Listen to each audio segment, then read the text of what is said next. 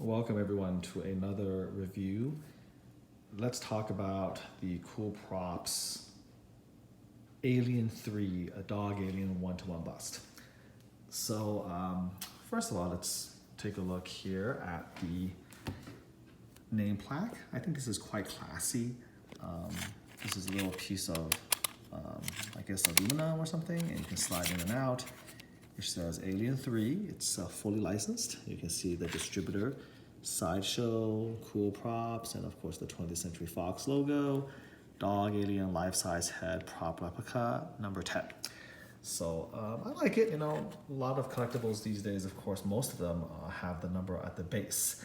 And I think it's a little classy that when you're buying a one-to-one prop that they do take a little bit of that time to give you this kind of personalized plaque. So I think it's a very nice touch. So we'll start with that. We'll put that aside. Here's the base, very elegant, no frills. It's the same for all of their Alien 101 busts. You have the black base, and then you slot these in, and then you lay the actual bust itself on there. So what's there to say about Coolprops? This is one of their first pieces. They came on the scene by essentially setting themselves apart with their name, props. They pride themselves on acquiring the actual props from the movie and then using those as the master molds to create the collectibles, which for a lot of collectors is important. That counts for a lot. We want accuracy, and it doesn't get better than having, obviously, the original prop from the actual movie.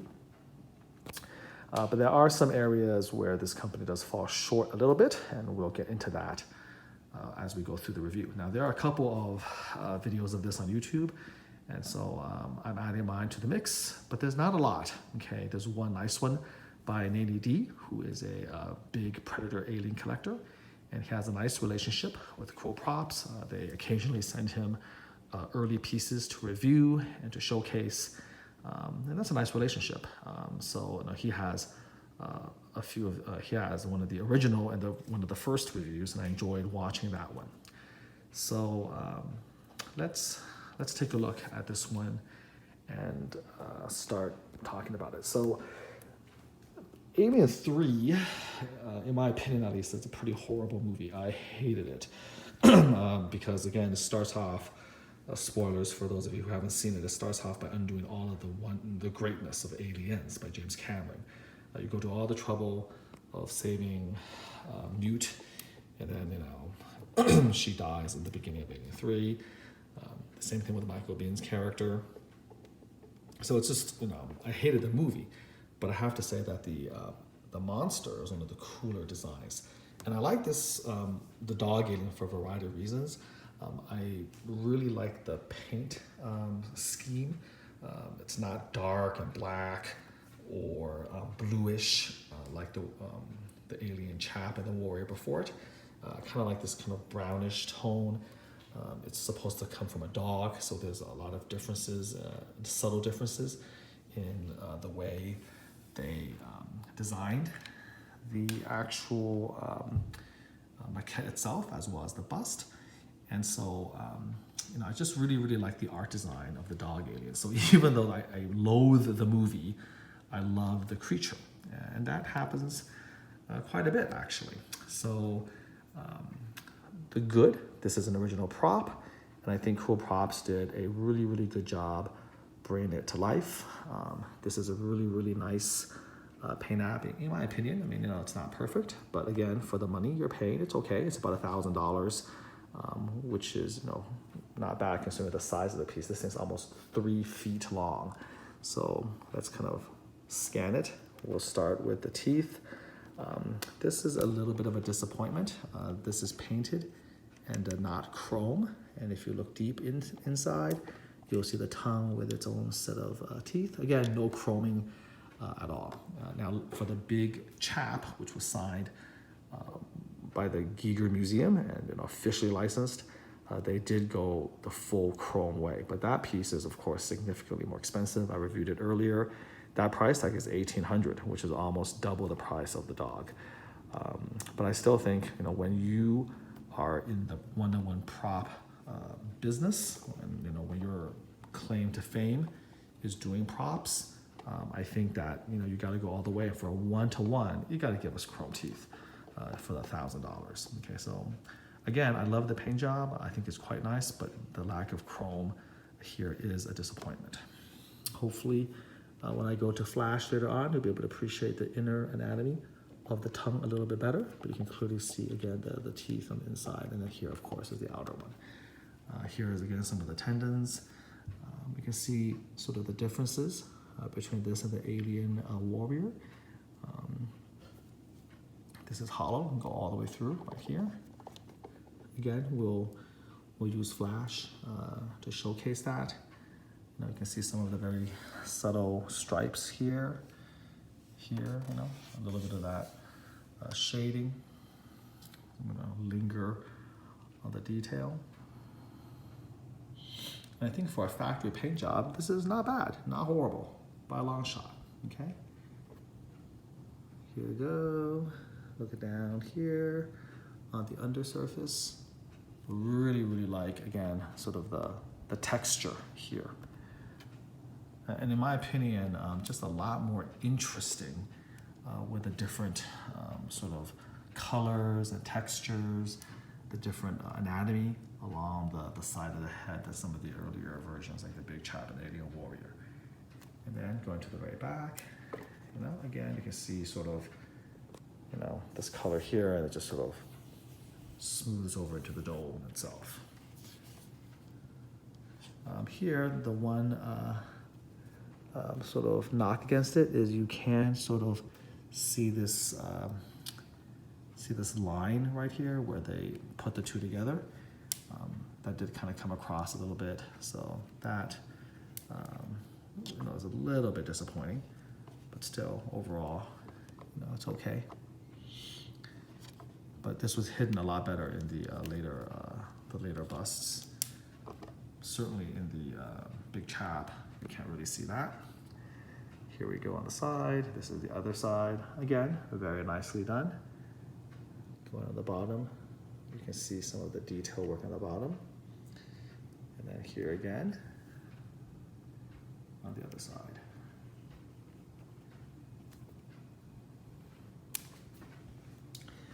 Now this is the dome itself. You can see the skull underneath the dome. Right here. Now that is one of the criticisms, unfortunately, is that you know, the dome here is a little bit dark, and so you can't quite appreciate the underlying skull anatomy quite as nicely. Now in person, it's not as bad, but you can't get away from the fact that it is indeed dark. I mean, it's certainly not the perfectly clear model that the Big Chap has, where you can see every little speck of bone and detail of the skull underlying it. But the alien dog is not supposed to have that, and it's supposed to be a little bit dark, but they kind of went maybe a little bit too far. It would have been nice to have this just a couple of degrees lighter so we can appreciate, again, the underlying skull anatomy a bit better, okay? So I'm going to back up. You can kind of see it in all its glory, and then we'll just slowly turn it.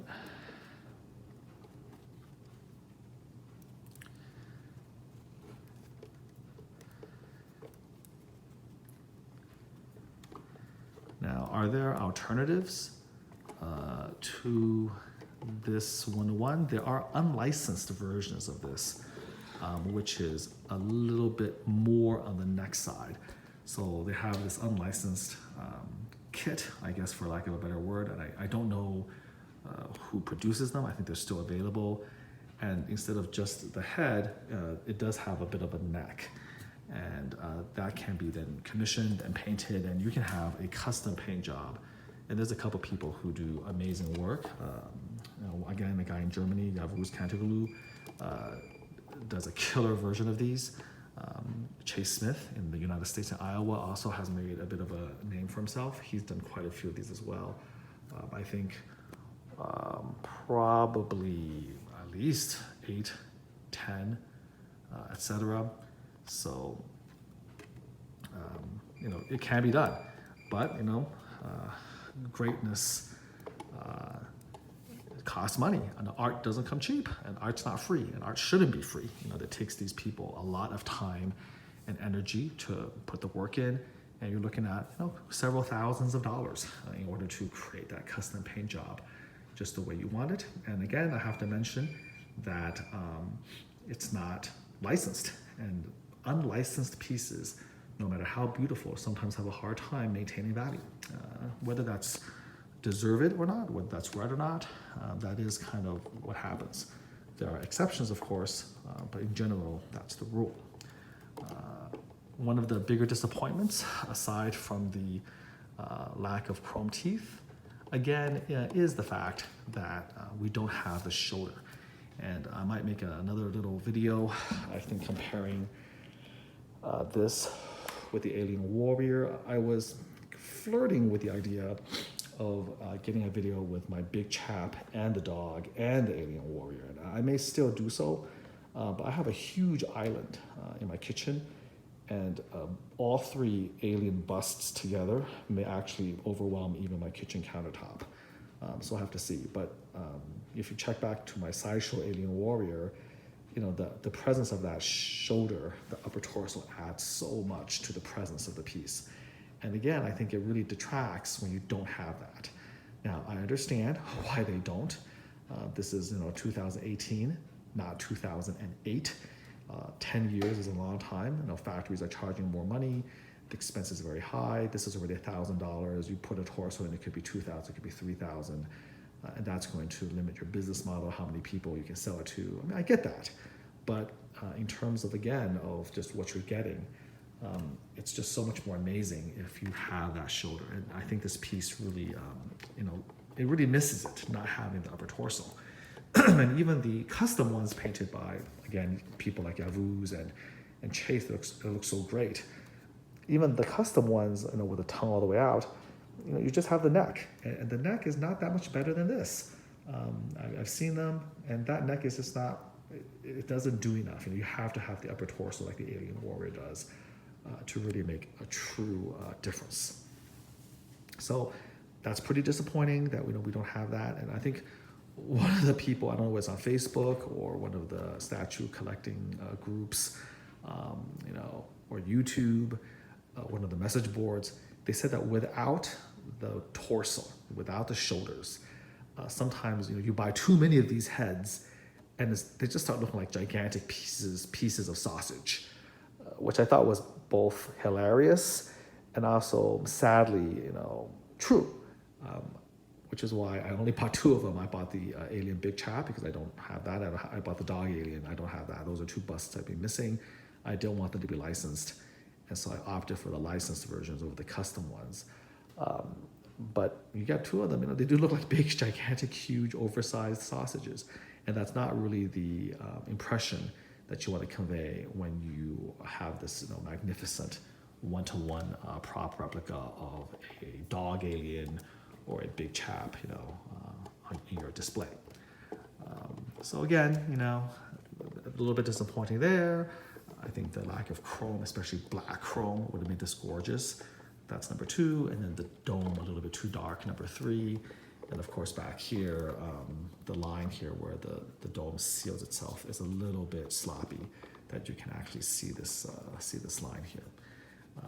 Now, overall though, if you are able to get past some of the little nitpicks, this is still a fantastic piece. It's still really the only licensed one-to-one dog bust out there.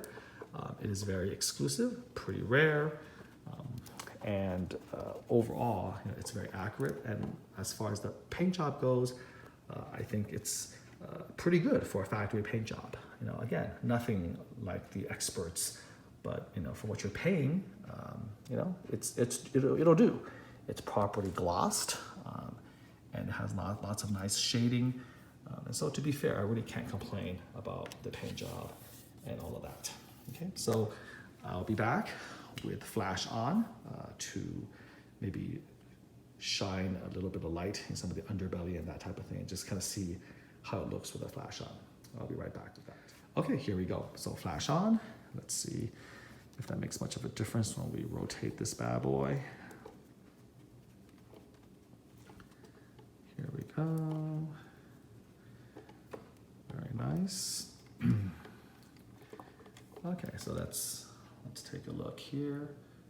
So this is the back.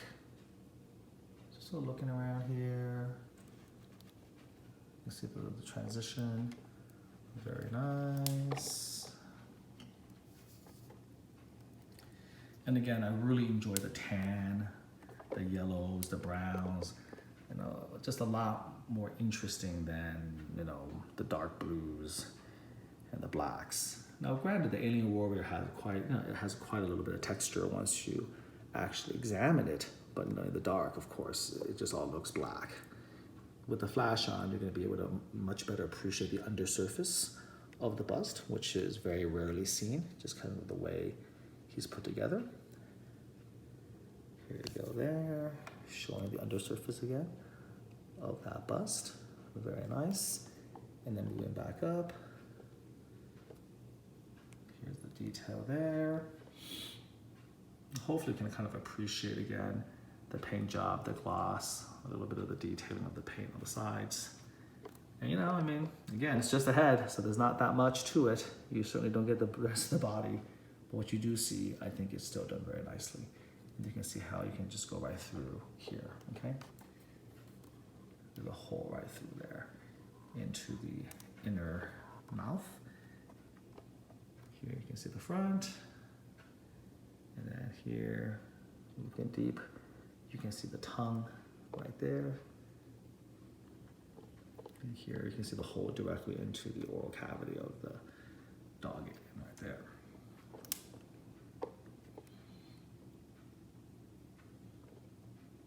Again, looking at all of that detail, moving down, showcasing a little bit of the undersurface again from the other side.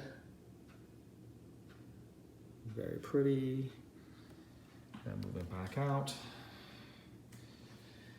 And this is under flash magnification. As you can see, even under flash magnification, you can see the glare. You just can't really penetrate the darkness of that dome, okay?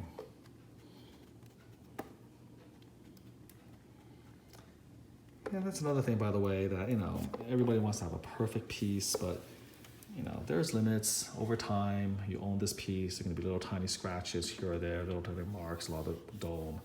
That's just part of the collecting game. It's going to happen. I don't get too, you know, wrapped up in that. As long as it's not ridiculously bad. You know, this came pretty nicely. Again, it looks good. Other than this little ridge line that's back here. I didn't notice when I first bought it and I was doing the review. I was like, oh, come on, guys. Like, really? Should be a little bit better QC than that. And I do want to end the review on a good note. I think overall, you know, I think Coolprops makes good stuff. I mean, they're trying, they're a new company. Obviously, there's a lot to learn.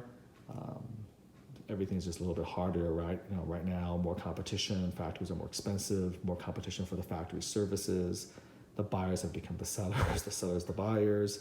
The factories have a lot more leverage now in terms of the projects they take on. So, you know, it's tricky, it's tough. This is a company based in Japan. And, you know, they do have some quality control issues here or there. I just pointed out a few on this review, along with, you know, the back part of that, blending it. A little scratch here or there, the paint job. It's a little bit more noticeable in some places, like their Predator 2 bust or, you know, some other life-size busts. Like basically their production paint jobs don't quite match up with their prototypes. The Alien Warrior bust, the Coolprops version, is pretty bad example. The Sideshow one destroys that. And so, you know, they have some things kind of that they have to work on. They're still in the game, but, you know, with the addition of, say, Prime 1 and others, kind of also getting licenses, they really have to, I think, step up their game in terms of their production quality in order to continue to compete. But overall, for someone who does not have a Dog Alien 101 bust and who wanted a licensed version, you know, this is pretty good. I'm overall quite happy with it. It looks good. I have the original Sideshow maquette, which I will be reviewing later on. And I also bought the newest one that's going to be produced by Prime, one of their factories, in conjunction with Coolprops.